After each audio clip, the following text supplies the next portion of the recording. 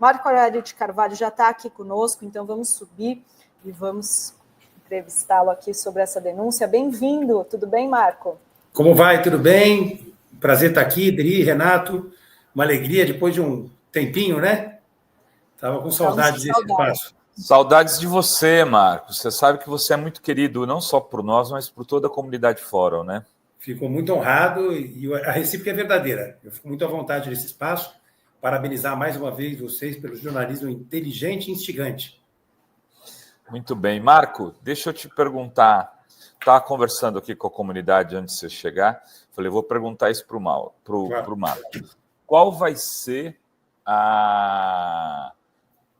pelo que você percebeu, pela repercussão de ontem para hoje, da denúncia do Gonê, como você acha que vai ser, qual vai ser a estratégia da defesa dos bolsonaristas, dos 33 indiciados, e se você acha que há espaço para eles conseguirem a inocência na primeira turma ou no pleno do Supremo? Olha, eu acho, para ser muito franco com vocês, muito difícil que eles consigam comprovar a inocência, né? Nós nunca tivemos na história do país, e salvo melhor juízo, de nenhuma outra democracia, né, moderna, uma tentativa de golpe tão fartamente documentada, né? E vai ser muito difícil, né? Por mais que a gente queira prestigiar o direito de defesa, a presunção de inocência, o devido processo legal, eu acho praticamente impossível que eles consigam afastar as imputações que foram feitas a cada um deles, né? Com toda a franqueza, acho que eles têm o direito de ter esperança, mas essa esperança também nos assiste, né, do lado de cá, nós que defendemos a democracia e as instituições. Muito difícil eles escaparem dessa, viu? Não vejo como. Agora, a estratégia, né, para responder a sua pergunta, inclusive eu estou tentando baixar aqui depois o conjunto das acusações para a gente poder falar a respeito delas, mas eu acho que eles vão tentar desacreditar esse julgamento do ponto de vista de eventuais vícios processuais, né? Então, nós temos que prestar muita atenção. É por isso que ontem eu fui às redes, Dri, Renato, todos aqueles que estão nos acompanhando, para dizer o óbvio, né? Que nós gostaríamos que eles tivessem tudo o que foi negado para o campo progressista, que eles tivessem respeitados o direito de defesa, o sagrado direito de defesa, a presunção de inocência, o devido processo legal, que a defesa deles não fosse criminalizada, que os advogados não fossem perseguidos, que não houvesse qualquer tipo de espetacularização, né, da justiça criminal, né, com conduções coercitivas desnecessárias, que ele compareça a juízo quando, evidentemente, demandado, né, mas sem qualquer tipo de pirotecnia ou coisa do gênero. Nós temos que tomar cuidado nos detalhes. Esse caso, no mérito, está ganho, com toda a franqueza, e é uma vitória do Brasil, né? Não é uma vitória da oposição, da situação, de qualquer agremiação política, de qualquer grupo, de qualquer pessoa, né? É uma vitória de todos aqueles que acreditam na democracia e nas instituições. Então, no mérito, eu acho que ele está ganho. Né? Nunca houve, como eu disse, uma tentativa de golpe tão fartamente documentada. O envolvimento do Bolsonaro é indiscutível. Indiscutível. E veja, o Supremo tem um problema, né? Vamos combinar aqui entre nós. Se eles aplicaram penas que, segundo alguns, inclusive, são excessivas, né? Para algumas pessoas que participaram dessa tentativa de golpe, né? Como é que eles não vão aplicar penas igualmente duras ou ainda mais duras para a cadeia de comando desse golpe, né? Então, a saída deles, talvez, digamos assim, seja aceitar, né, e tentar diminuir a pena. Eu acho que é isso, né? Eu não vejo outra alternativa. Ô Marco, e sobre o julgamento? Existe essa questão de que tem os ministros cobrando que o Alexandre de Moraes leve para o plenário, em vez de ser na primeira turma. Qual que é o seu entendimento sobre isso? Olha que interessante, né? E o que talvez eles estejam querendo buscar, né? Um voto vista, que leve esse caso para as calendas, né? Como diz o ditado, embora haja uma recomendação, né? Um tempo, na verdade, máximo, né? Para o ministro manter sob sua análise, né? Num pedido de vista, um determinado processo, a gente sabe que, em regra, esse prazo é fictício, né? Então, se o ministro quiser ficar alguns meses com o processo, vai ficar. É o que está acontecendo, enfim, em relação a tantos outros casos, por diversos motivos, né? E às vezes o motivo não é tão nobre, tão republicano, que é uma dúvida jurídica, né? Às vezes é para ganhar um tempo, né? Que do ponto de vista político pode ser explorado. Então, eles querem levar para o plenário porque eles contam com o voto dos ministros que eles indicaram, né? Para você ver a situação que nós estamos vivendo, né? São dois ministros que inclusive, vão ter todos os holofotes voltados para si, né? E são juristas, né? Eu quero crer que vão honrar a confiança que foi depositada pelo então presidente Bolsonaro na indicação, mas também pelo Senado, que o sabatinou, né? E o sistema de justiça, evidentemente, vai estar olhando para a conduta de cada um. Mas a esperança dos bolsonaristas é jogar isso para o plenário para conseguir um voto vista ou para diminuir, eventualmente, a goleada que eles vão levar, né? Eu não acho que haja possibilidade de eles saírem ilesos disso, né? Eu, se fosse eles, pouparia, inclusive, os ministros que eles indicaram, da vergonha que eles vão ter que passar, eventualmente, caso não resolvam condenar essa turma toda, né? Até porque, veja, se as instituições estavam sendo fortemente afetadas e eram alvo preferencial, o próprio Supremo, eles, em tese, também poderiam ser, né? A instituição que eles integram hoje, está ainda sob forte ataque do bolsonarismo, né? Então, eu acho que querer levar para o plenário, para mim, não é nem preocupante, para ser sincero, né? Que eles vão perder essa partida, eu, honestamente, não tenho a menor dúvida disso, né? E não tem a menor dúvida. O que a gente tem que fazer é aparar o gramado, né, realmente garantir que o juiz seja isento, que seja imparcial, evitar, tanto quanto possível, briga de torcida, que interessa para quem não quer que a bola role, né, para quem quer parar o jogo. Então, nós temos que tomar esses cuidados, porque é aí que mora o perigo, né? Mas o resultado, seja no plenário, seja na primeira turma, na minha opinião, vai ser o resultado de condenação. Isso, para mim, é absolutamente indiferente, né? Agora, é curioso, porque, na verdade, no caso do presidente Lula, é importante a gente dizer, se o tema fosse julgado na turma, o presidente seria absolvido antes, vocês sabem disso, né? E aquele HC de suspeição seria julgado num outro ambiente, né? Porque naquela turma em especial já havia uma sólida posição sobre a necessidade de se prender apenas e tão somente após o trânsito em julgado da sentença penal condenatória. E o que fizeram? Buscaram o resultado afetando o plenário, né, para defender aquela tese absurda da colegialidade. Eram juízes buscando o resultado, querendo prejudicar, infelizmente, o presidente Lula, né? Eu lamento profundamente, todos nós fomos obrigados a assistir, digamos assim, cenas absolutamente deploráveis, né? Então, vamos torcer para que isso não volte a ocorrer, né? Então, tanto faz se eles vão jogar no Maracanã, né, ou se vai ser no estádio do Corinthians, né? Ou, eventualmente, né, ou vai no Parque São Jorge. Na Vila Belmiro. Na Vila Belmiro, no antigo Parque São Jorge, ou no atual estádio do Corinthians. Vamos combinar que, no final das contas, o jogo vai ser bonito, as regras serão respeitadas e eles vão tomar uma goleada. Perfeito. E, Marcos, você leu a denúncia já inteira da PGR? Sim, eu li, veja, até para a gente fugir das tecnicalidades, né, que seguramente é um juridiquês que acaba tornando tudo, digamos, mais difícil de se compreender, né? O Bruno Salles colocou, que é coordenador do Prerrogativas também, nas redes dele, um resumo muito interessante, eu convido todos a visitarem essas redes, no Instagram, né? Tem um vídeo dele muito, muito bacana em que ele faz um resumo, né, dessa denúncia, que é uma denúncia muito, muito sólida, né? Confesso que aqueles que duvidavam da isenção, da imparcialidade, da seriedade do procurador-geral, né, Gonê, são obrigados agora a se curvar à sabedoria dele, que é uma peça para a história, né? Uma defesa intransigente da democracia e das instituições, não passou pano e fatiou, na verdade, a denúncia, de uma forma que facilita, inclusive, o julgamento. Foi muito feliz, enfim, essa denúncia, né? Não tem nenhum tipo de exagero.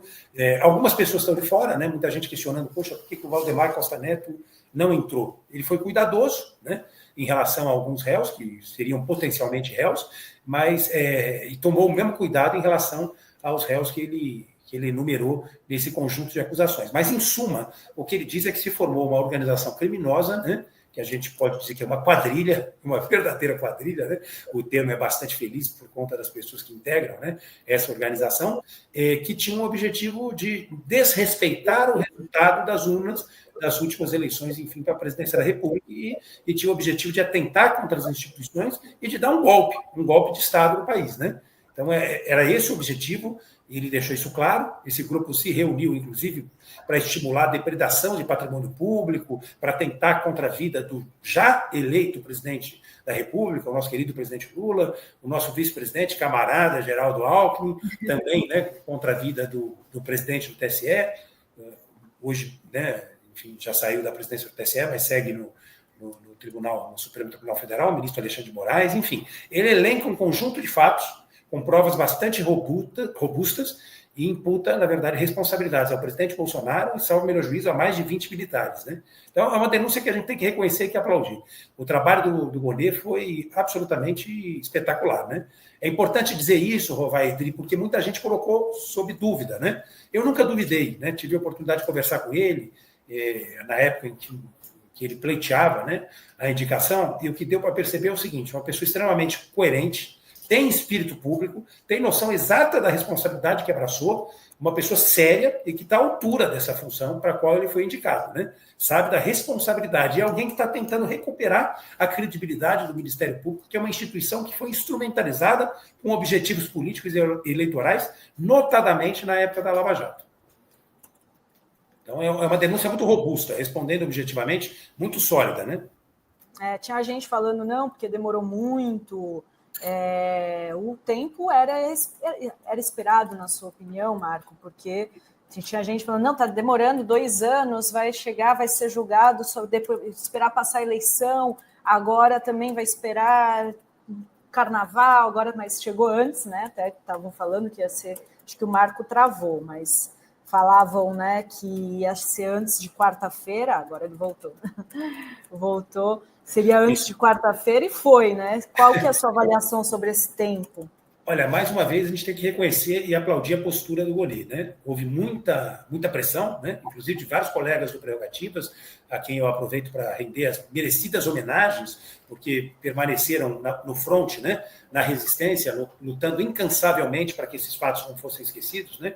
Nós temos vários colegas, o Leno Streck, o Pedro Serrano, o Bruno Salles, a Gisele Cittadino, que fez um trabalho incrível, a Antonella Galindo, o próprio Cacai, meu querido amigo, o Cacai, que manteve sob fogo cruzado, né?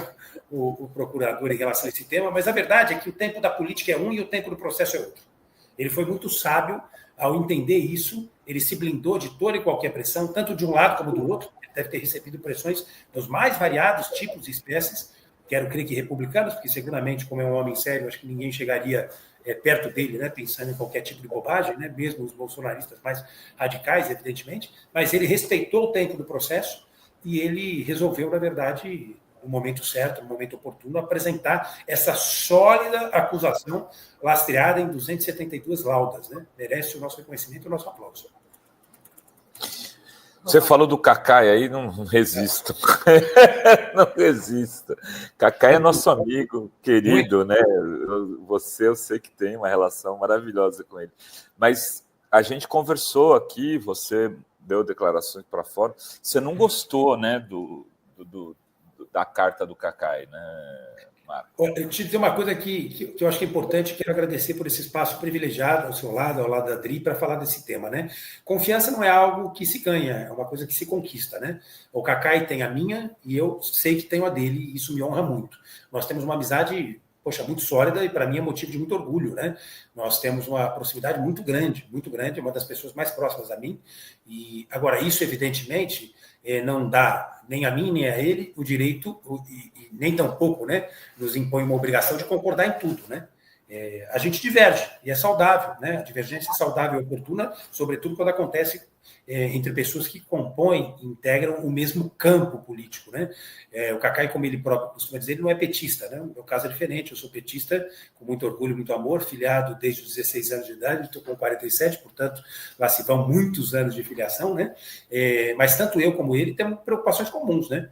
Com a democracia, com as instituições, nós queremos que o governo do presidente Lula dê certo, temos, enfim, os mesmos sentimentos, né? Mas temos posições, digamos, absolutamente conflitantes em relação ao tema que ele propôs na carta, né?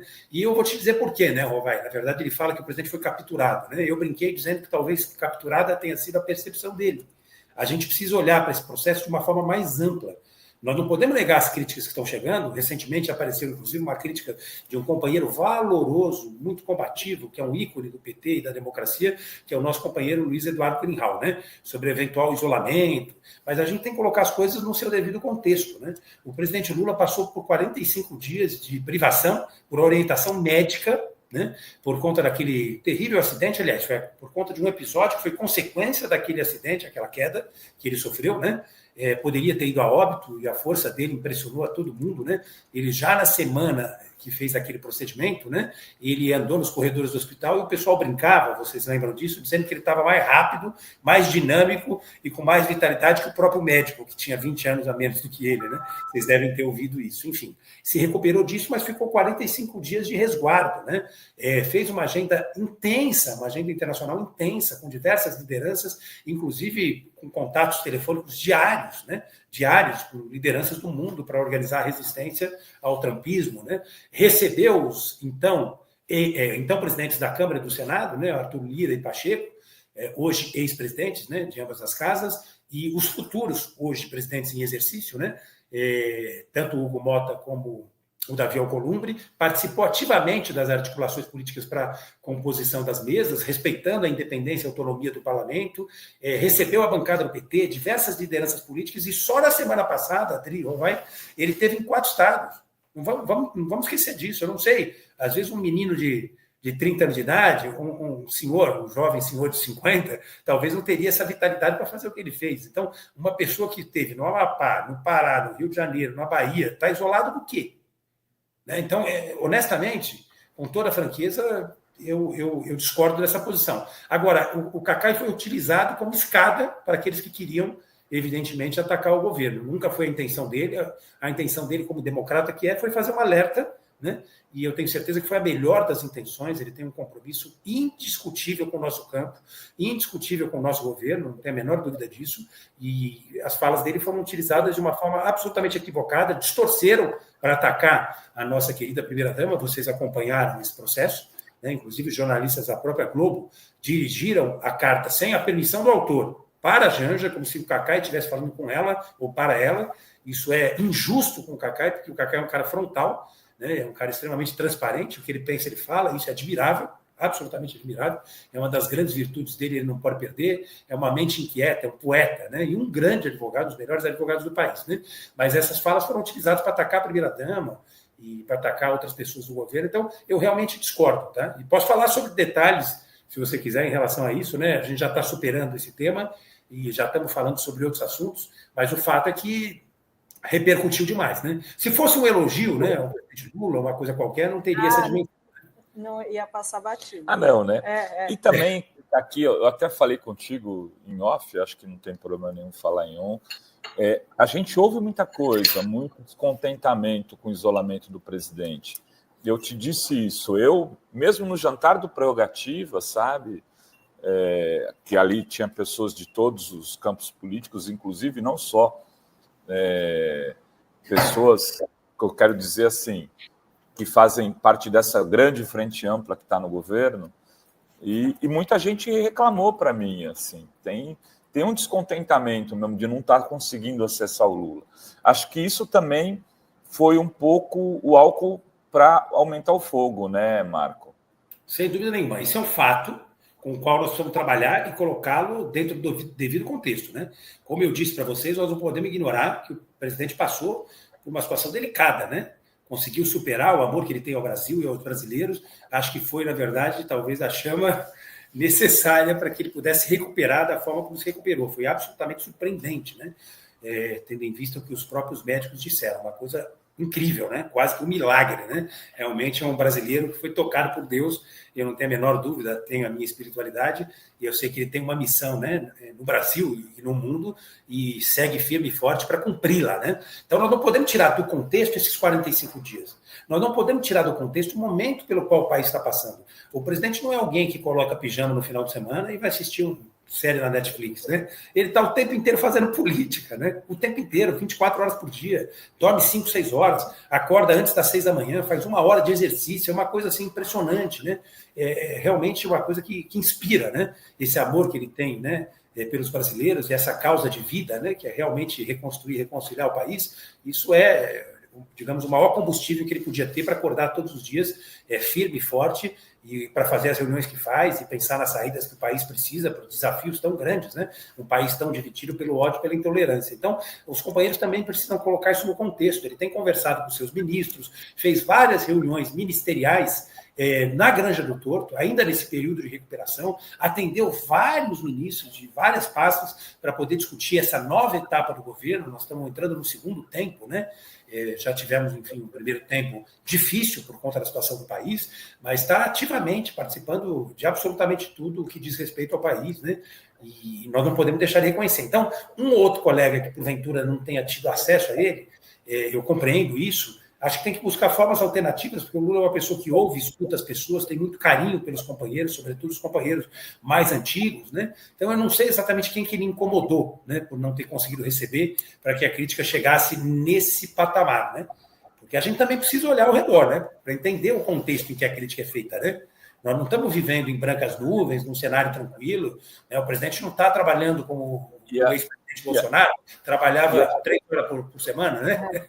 E te perguntar isso. Né, você ficou surpreso. Desculpa, Adri. Não, pode falar. Você ficou surpreso com a queda de popularidade do presidente Lula, Marco? Você não é só um advogado, você é um militante político. Aliás, eu conheci o Marco Aurélio quando ele era um militante político lá na PUC, líder dos movimentos estudantil. Ele nem lembra disso, mas eu fui acompanhando a carreira dele desde lá. Eu fui presidente do 22 de agosto, glorioso Centro Acadêmico. Convidado para fazer um debate lá, uma época você estava. Aí eu falei, aquele garoto e tal.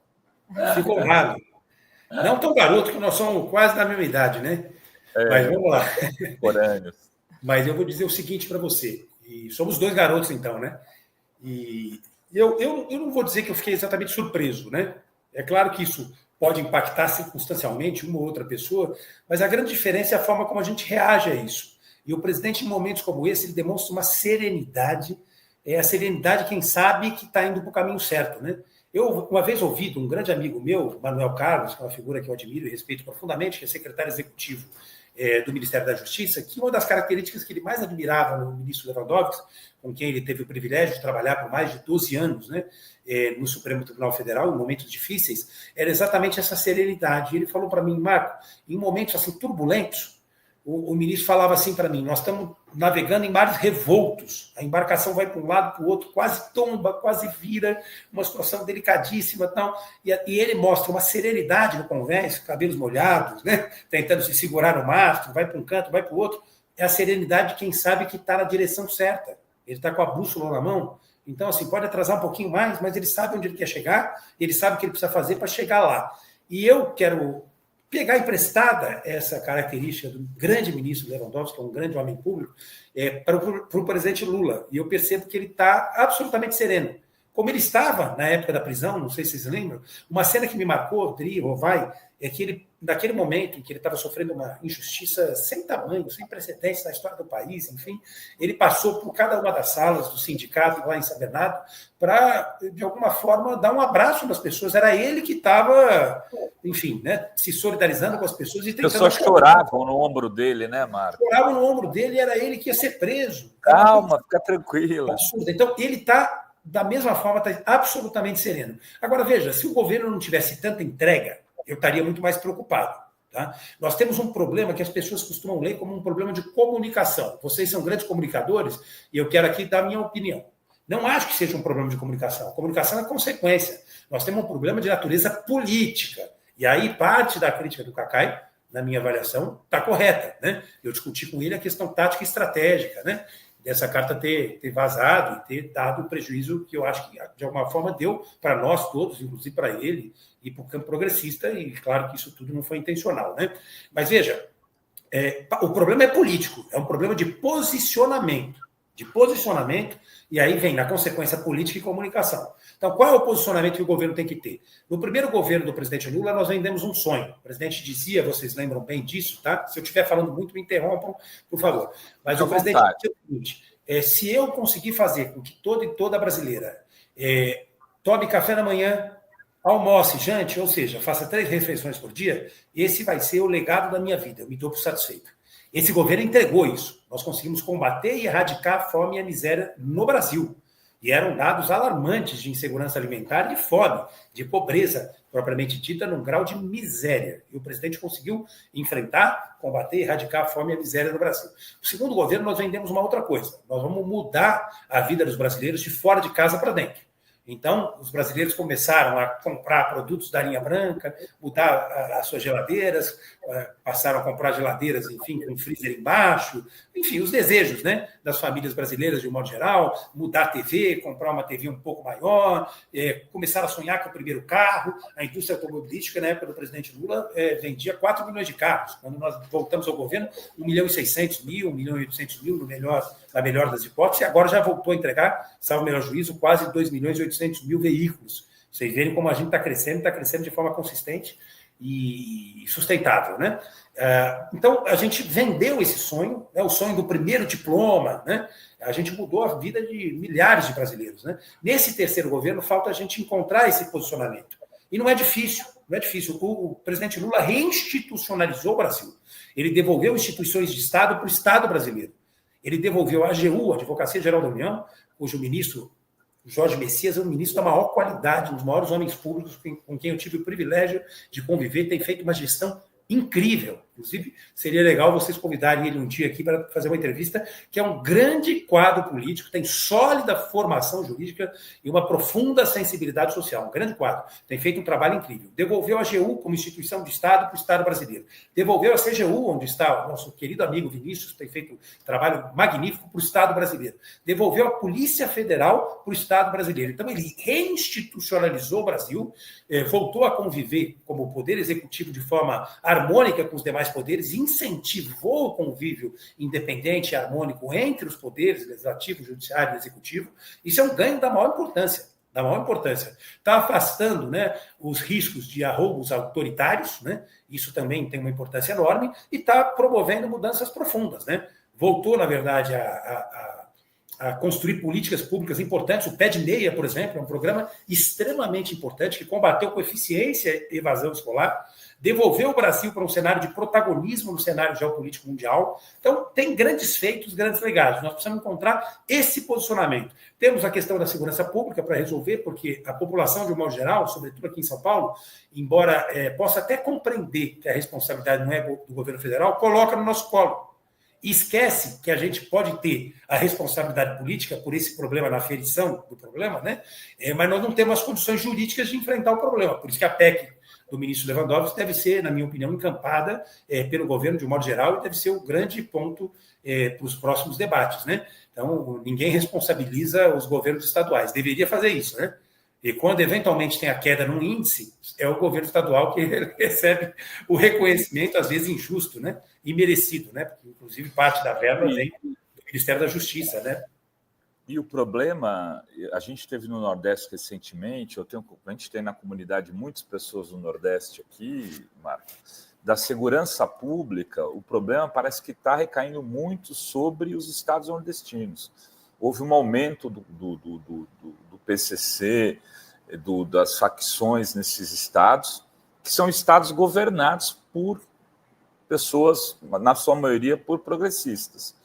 Também é um grande problema, porque quando você vê a queda de popularidade do governo na região Nordeste, acho que uma parte dessa queda tem a ver com essa insegurança pública. Mais uma vez cirúrgica a sua colocação, mas nós vamos enfrentar, vamos dar a resposta eficiente e vamos mudar esses números, né, e esse sentimento da população.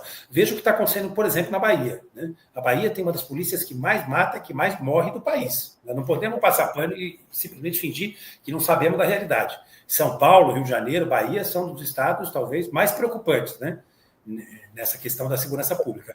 Mas o ministro Lewandowski encampou o debate das câmeras, né, corporais. E as câmeras corporais foram adotadas agora na Bahia. Nós temos um grande secretário lá, o Felipe Freitas, secretário de Justiça, temos um secretário de Segurança Pública, um governador sensível, que é o Jerônimo, a esse problema, pessoas comprometidas em resolver essa questão. E os índices já começaram a cair. Então, esse sentimento, por exemplo, que a gente via na Bahia, a gente já não vai ver. Nós vamos recuperar isso, eu não tenho a menor dúvida. Por quê? Porque o problema foi diagnosticado e as providências estão sendo tomadas. Nós precisamos avançar no Ceará, Pernambuco está dando boas respostas, né? Não podemos deixar de reconhecer isso, está dando boas respostas, e o governo pode apoiar ainda mais, não tenho a menor dúvida. Nosso grande problema hoje é em São Paulo, né? Eu não sei se você viu, recentemente aconteceu um triste episódio, na semana passada, uma execução que chamou atenção, porque aconteceu, na verdade, numa área nobre da cidade. Porque nas periferias, coisa parecida acontece com uma frequência enorme. De qualquer forma, teve não dá para dizer que teve lado positivo, mas se algo se pode extrair, né, menos negativo desse episódio, é a exposição que esse tema deu para a necessidade da gente fazer o diagnóstico correto e tentar enfrentar. E eu, conversando com o ministro Lewandowski, né, não quero antecipar medidas que ele vai anunciar, mas fiquei feliz porque conversei com ele anteontem, ele estava extremamente preocupado com esse tema, engajado nessa discussão, conversando com o Manuel Carlos, com secretários de segurança pública de diversos estados, com o presidente Lula, com o ministro Rui Costa, buscando saídas para que o governo possa efetivamente se engajar nesse tema. Nós temos uma experiência muito exitosa no Piauí do governador Fonteles, que é uma figura maravilhosa, né? O Rafael, um jovem brilhante, um grande governador, na questão de celulares, vocês viram, né? O índice de roubos diminuiu profundamente, eles foram atrás de receptadores, enfim, o governo federal está preparando medidas que vão vitaminar esses programas, né? Temos realmente problemas sérios, não há a menor dúvida. Tem que mudar a cultura da polícia, né? O que eu senti aqui em São Paulo, né, é que existe quase que um salvo-conduto, um liberou geral, voltaram a aplicar a política do esculacho. É tapa na cara, não sei se vocês viram esses dias, eu vi um trabalhador, até me arrepia, a Gisele Citadino colocou no Prerrogativas, que era difícil a gente não se emocionar, e ela tinha razão. Eu postei aquele vídeo, me emocionei quando postei, me emocionei depois ao assistir, novamente ao ver o vídeo, que é de um trabalhador que foi abordado 5 e pouca da manhã, estava indo, né, para o trabalho, de uma forma absolutamente, digamos assim, agressiva e injustificada, recebeu uma joelhada de um policial, depois de apresentar o documento, nunca teve passagem na vida, um trabalhador indignado, absolutamente indignado, dizendo que ele ganhava o dia dele num sol de 40 e poucos graus, que era a situação térmica. Vocês chegaram a ver esse vídeo?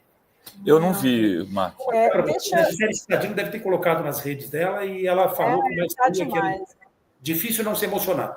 Difícil mesmo, né? Isso está acontecendo direto, eu não sei se vocês estão vendo. Eu tenho visto blitz, né, da polícia, mas abordagens mais ostensivas.